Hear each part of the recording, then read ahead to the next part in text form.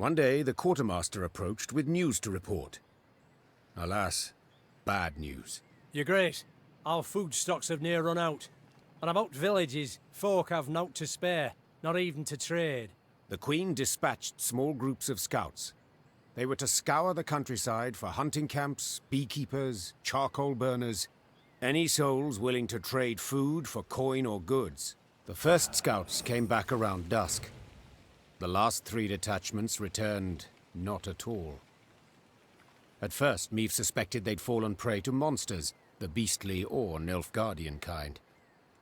Later, she learned the men had left naught of their belongings behind. She'd been soft-hearted toward deserters.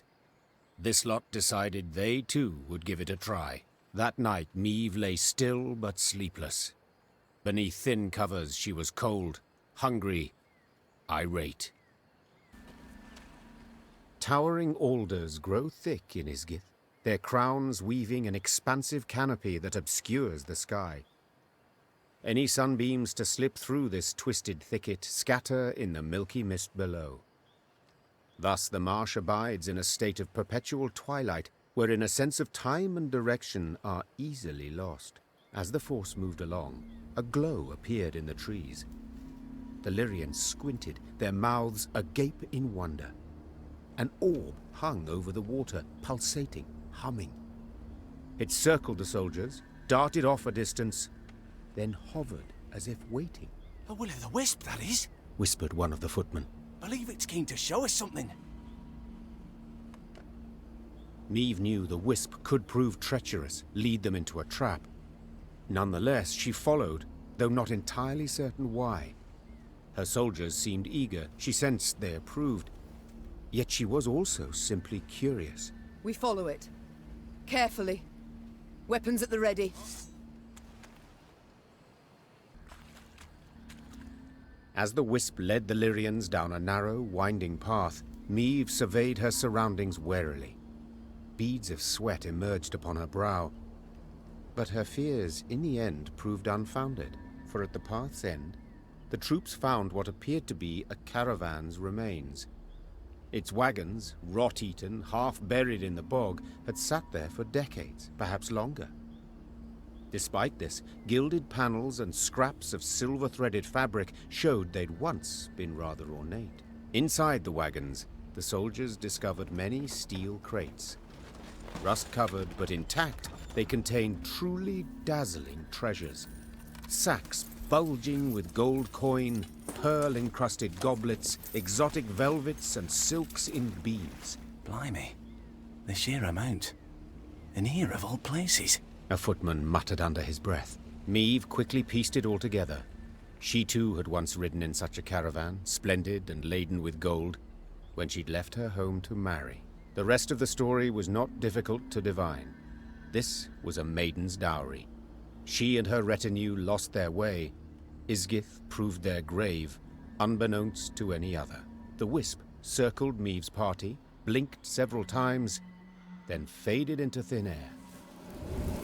The troops resumed their march, and all seemed in order. Seemed, for soon several footmen were discovered to be gone. Greed had been their ruin. They'd grabbed too much. The loot had weighed them down, and the marsh had embraced them.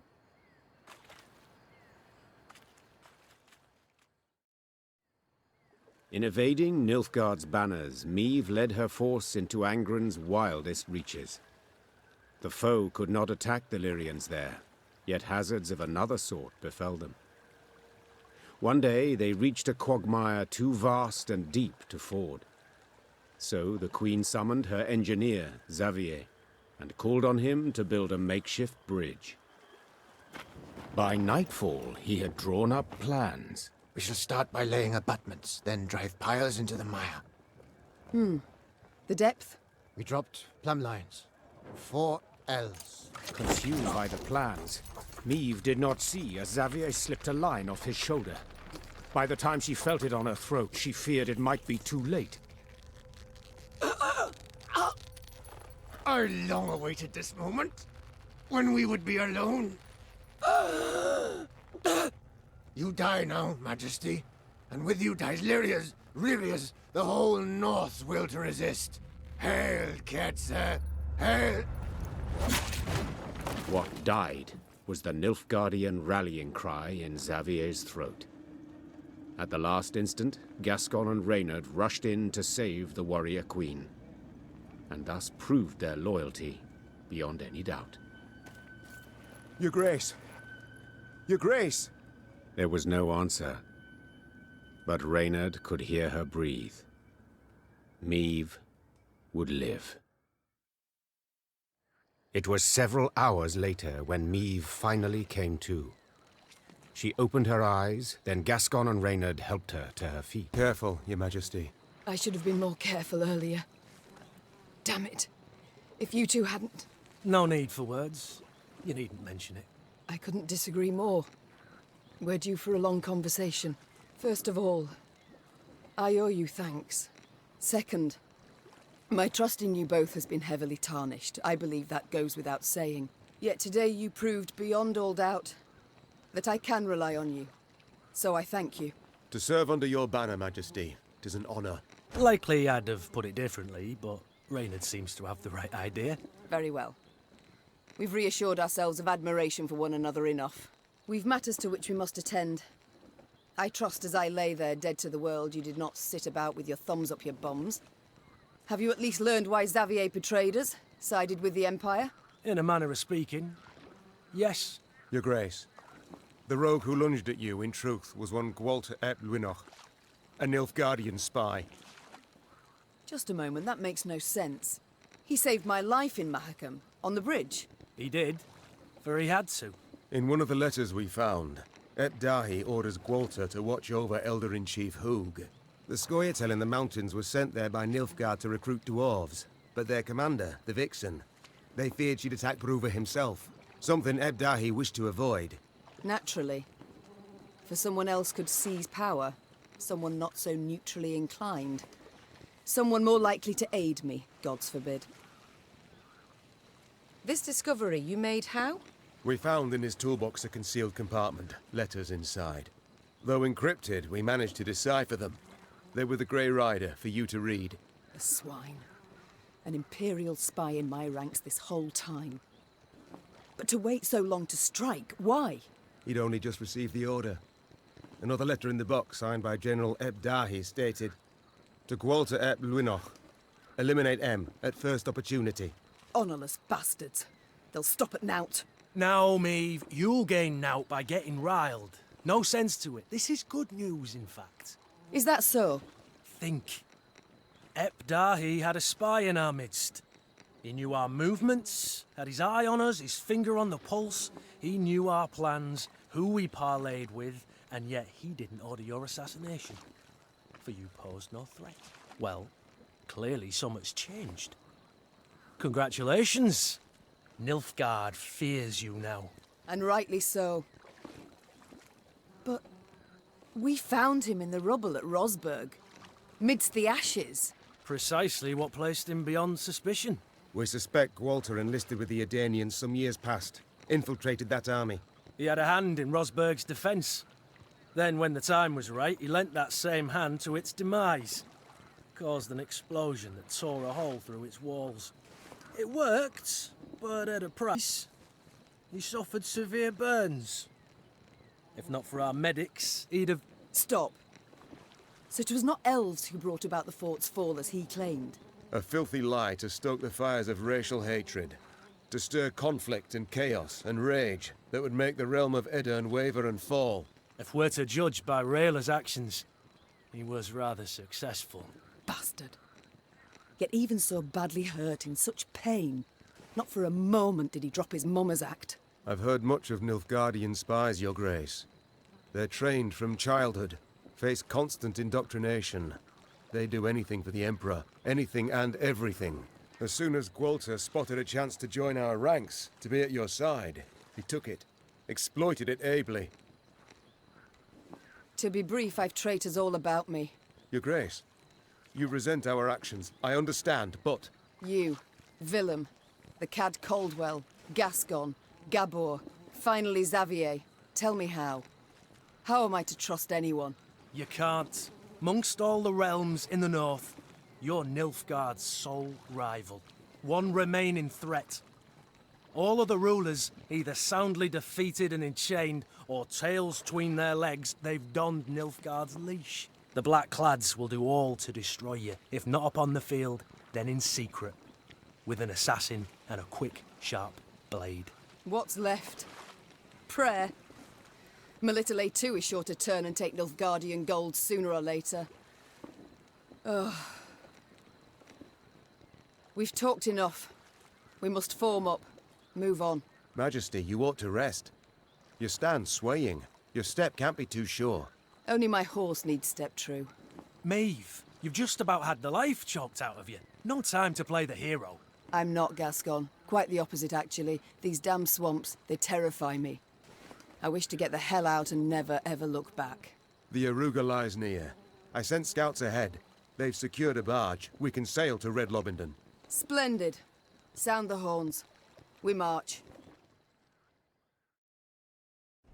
Sandflies and mosquitoes blanketed Maeve's face and neck. She did not bother to brush them away. She'd been in Angren long enough to know more would come in their place. Your Majesty, Reynard called from behind. our scouts have returned. We've a large force of Blackclads on our tail, infantry and horsemen, and they draw nearer. Blast! Maeve wiped away the sweaty hair stuck to her brow. What say you, Reynard? Shall we give them a fight? We're but a few miles from the river where a barge awaits. It makes no sense to battle now. Though near her strength's end, Maeve stepped up her pace. She could not wait to stand upon a barge deck and leave Angren's infernal bogs behind. Alas, in place of the promised vessel, they found only severed moorings. No! No, it can't be! Suddenly, Maeve drove her fist into the trunk of the nearest tree. Fortunately, a soft and rotted one. This isn't so! Your Grace, have mercy. I stepped away but for a spell, Croaked a scout, pale as a ghost. and thieves jumped out the underbrush. Fell upon it. Whole band of them. A white-haired warrior, a minstrel, and a lass what had a bow. Well, is that all? Interrupted Gascon. No vampire sat upon an ass with no saddle? You cocked up, man, damn it. Maeve, what now? The Queen turned back towards the swamp. Between the trees, she glimpsed a golden sun glimmering upon a banner. We shall discuss that later, Said the Queen, drawing her sword. provided we survive. Everyone, rally to me! Drive them back!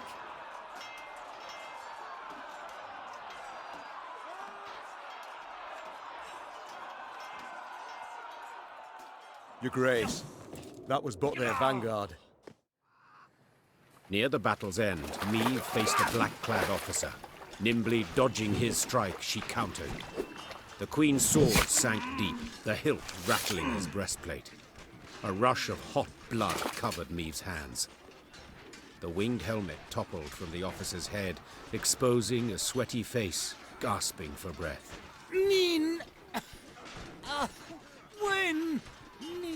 Before the Queen stood a ruddy-haired boy with long eyelashes. He was Willem's age, perhaps a bit older. His body slumped, then disappeared beneath the malodorous foam atop the murky waters. Maeve cast away her sword as if it had burned her hand. Majesty, what is it? Are you hurt? Reynard said, rushing to her side. No, I'm not. It's fine. Give the order to march. With no barge, we must walk to Red Lobington along the riverbank. Your Majesty, we must tend to the wounded. Use the rest of the day, I wager. We ain't time enough for that. Interjected Gascon. That was but the vanguard sent in pursuit to slow us down. And even so, they outnumbered us 2 to 1. What happens when the main force arrives? We must flee. Now.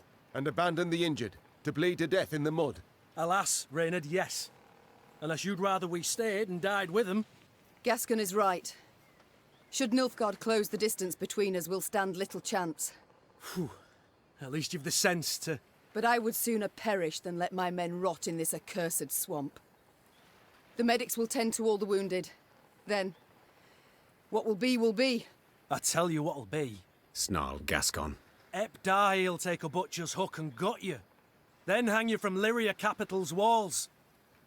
Yet, if this be your wish, Meve waited for the medics to sew the last stitch, tie off the last bandage. Only then did she order her force to move out. At the column's end, upon stretchers, lay those without the strength to walk, consumed by fever, dazed or unconscious, dying.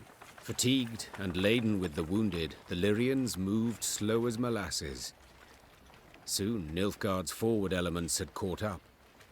The Blackclads nipped at the Lyrians' tail with arrow volleys from the cover of trees and occasional forays by cavalry. They were in no hurry.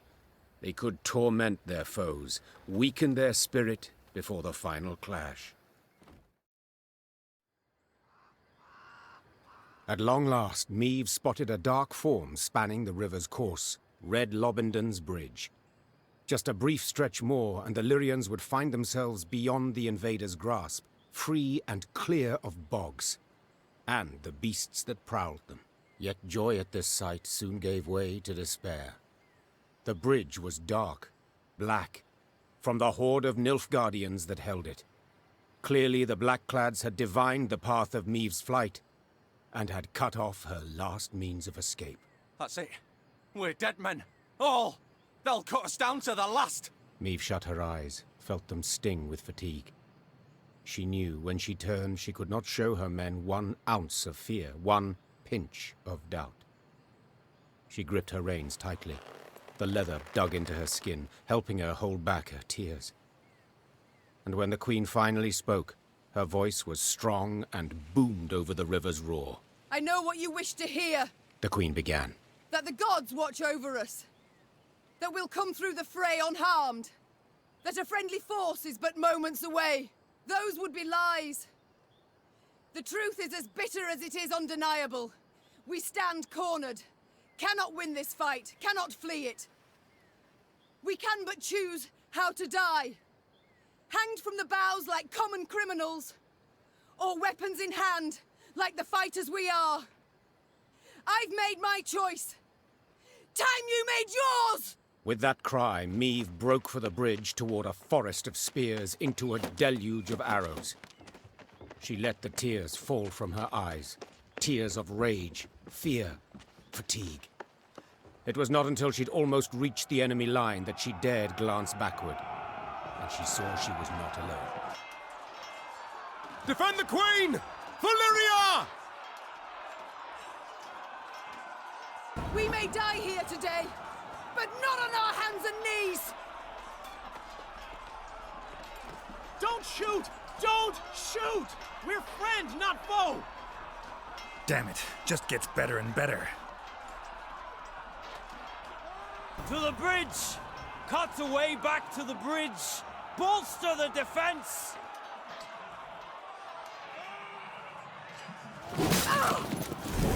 Your Majesty, no!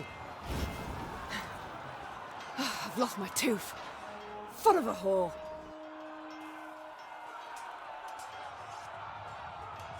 Fall back! Below it!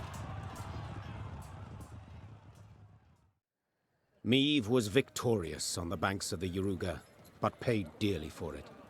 She lost a host of men and suffered harm herself. Yet she'd have been doomed, if not for a certain white-haired witcher. Meve longed to meet her mysterious savior, and set off in search of him as soon as the battle dust had settled.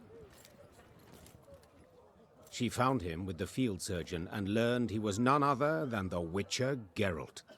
Yes, incredible as it may seem, I've heard the tale from several, and can vouch for its truth. At any rate, making naught of the fact that Geralt's ears were ringing from a blow with a mace, Meve began immediately to interrogate him. You for Woodbridge? Asked Meve, prodding him insistently. For a spell, Geralt worried his hearing was shot, but then realized the Queen had a lisp. Worked out that way, I guess. You guess? Meve gagged on the blood in her mouth. Someone hold me! The Queen felt Geralt merited the highest honor, a knighthood. Another monarch might have delayed until a more opportune time, but not Meve. Meve delayed nothing. Count Odo. You, sir, do the honors. Alas, I cannot because of my tooth. For valor shown in battle, I, Meve, by the gods' grace, Queen of Lyria and Rivia, hereby do knight thee. Gerulf of place unknown. The bridge you felled with men from Rivia. Or so you guess. I guess it falls to me to dub thee Gerulf of Rivia.